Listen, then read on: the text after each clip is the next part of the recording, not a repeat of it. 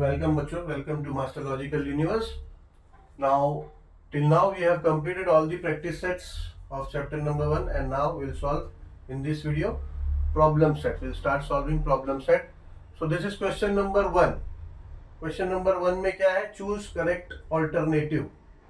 Alternative में यहाँ E missing है. Alternative.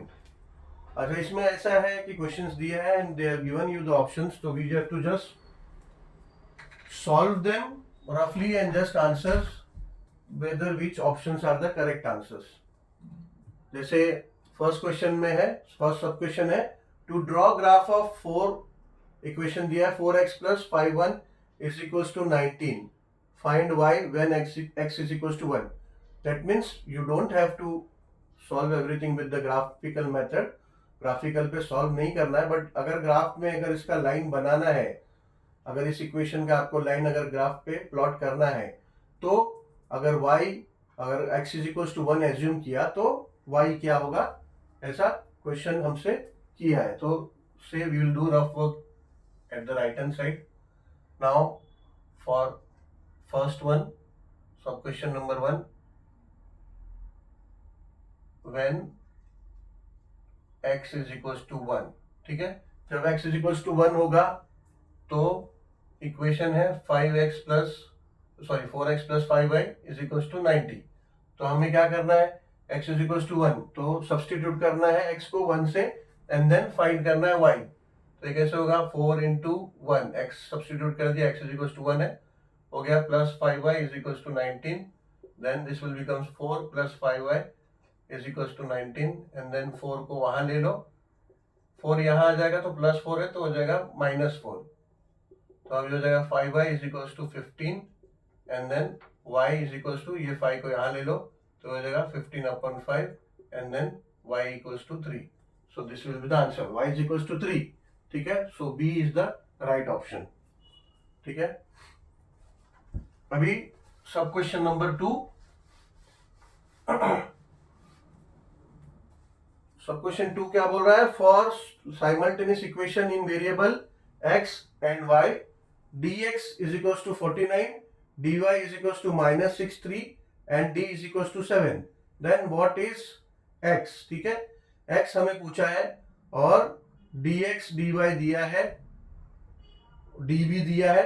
तो क्रेमर्स रूल में फॉर्मूला क्या है कि अगर हमें x फाइंड करना है तो x is equals to dx upon d. ठीक है, यहाँ पे हमें dy की तो जरूरत भी नहीं है, MCQ है, थोड़ा बहुत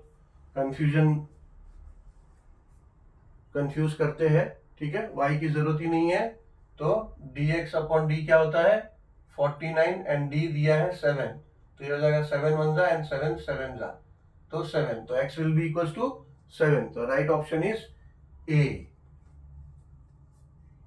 third sub question, find the value of, determinant दिया है 5 -7 3 एंड -4. ठीक है, डिटर्मिनेंट कैसे फाइंड करते हैं हम, ये समझो, दिया है तो इसका डिटरमिनेंट फाइंड करने के लिए क्या करते हैं, -7 -4 ऐसा दिया है, तो ये होता है इक्वल्स टू, क्रॉस में मल्टीप्लाई करते हैं ना, ये हो जाता है 5 इंटू -4 माइनस, ठीक है, -5 into 3, -5 into 3, then this will become equals to -20.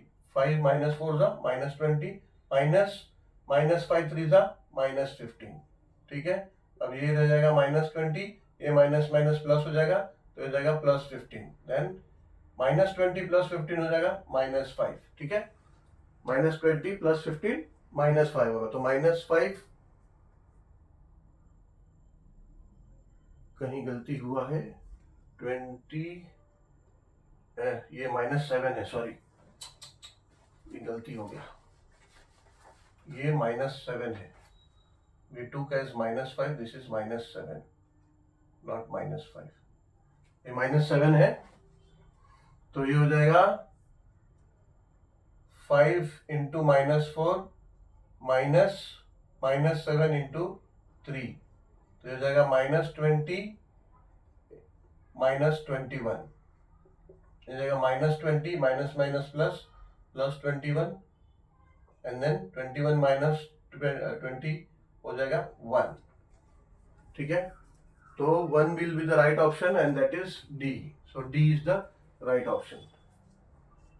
To solve x plus 3 is equals to 3 and 3x minus 2y minus 4 is equals to 0 by determinant method find d, ठीक है। अभी हमें d फाइंड करना है। दो equation दिया है। Equation क्या दिया है, x plus y is equals to 3 and 3x minus 2y minus 4 is equals to 0।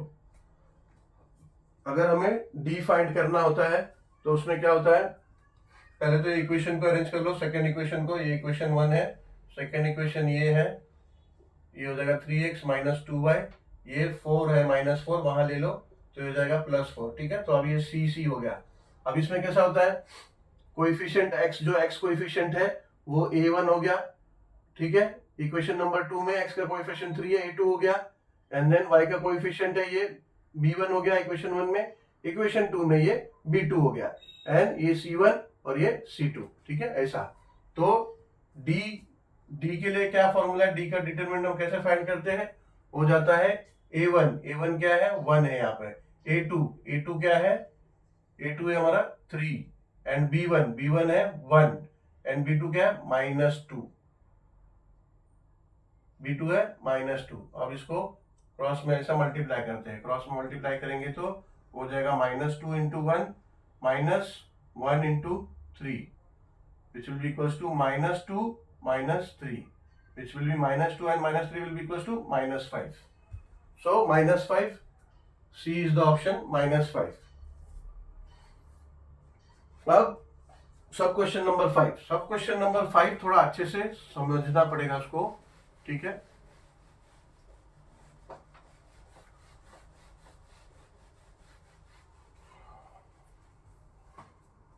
अभी देखो इक्वेशन दिया है, first equation ax plus by is equal to c and mx plus ny is equal to d, and situation दिया है कि if an is not equals to bm then this simultaneous equation have only one common solution, no solution, infinite number of solution, only two solution। पहले इस question को अच्छे से समझो। देखो ये इक्वेशन दिया है ax plus by is equal to c, ये इक्वेशन नंबर 1 है, और इक्वेशन नंबर 2 है mx plus ny is equal to d, ये इक्वेशन नंबर 2 है, ठीक है। एंड सिचुएशन दिया है कि if an is not equal to bm then solution उसका कितना होगा। तो अभी तक हम लोगों ने जितना भी साइमल्टेनियस इक्वेशन सॉल्व किया है, ठीक है, उसमें सिचुएशन लगभग ये है, either an is equals to bm है या फिर either an is not equals to bm, ऐसे ही है।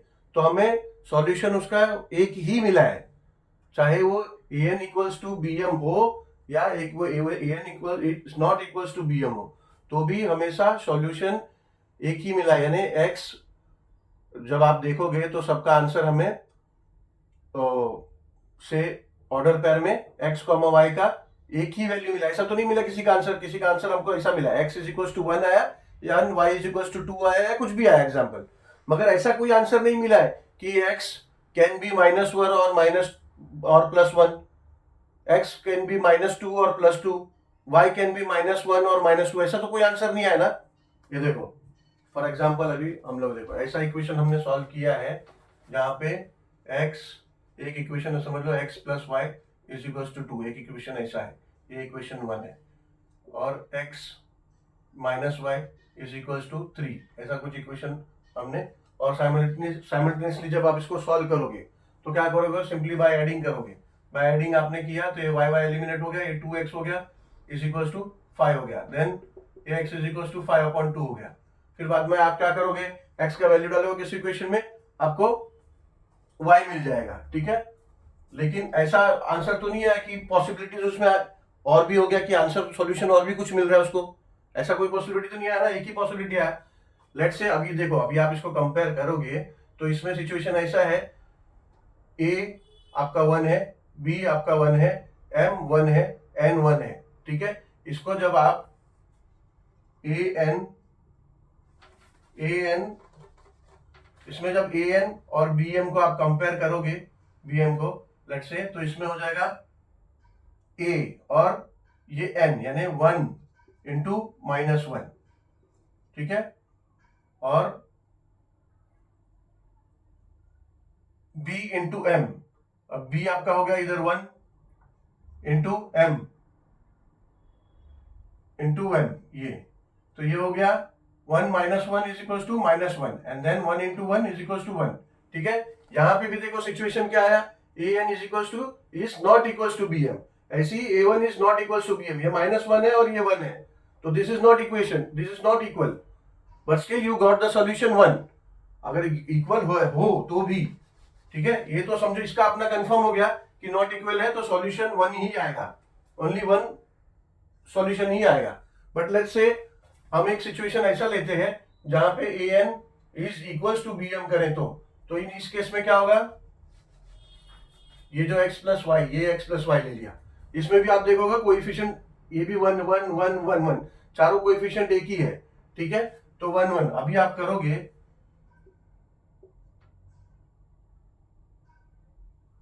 ये 1 इंटू 1 हो जाएगा a इंटू एन, और b इंटू एन भी 1 इंटू 1 हो जाएगा, ठीक है, तो 1 इक्वल्स टू 1 यानी 1 an is equals to bm आया। अब अगर आप इक्वेशन ये सॉल्व करोगे तो क्या करोगे, इसमें समझो सब्ट्रैक्ट किया आपने, सब्ट्रैक्ट किया तो x एलिमिनेट हो गया, y हो गया 2y इज इक्वल्स टू ये हो गया 5, then y is equals to 5/2, फिर क्या करोगे आप, y को सब्स्टिट्यूट करोगे इक्वेशन में, x मिल जाएगा, ठीक है। तो इसमें भी आपको एक ही सॉल्यूशन मिल रहा है, यानी वो an इक्वल्स टू bm रहे, equals to not equals to bm रहे, solution will be 1, so fifth का राइट ऑप्शन है ओनली 1 कॉमन सॉल्यूशन।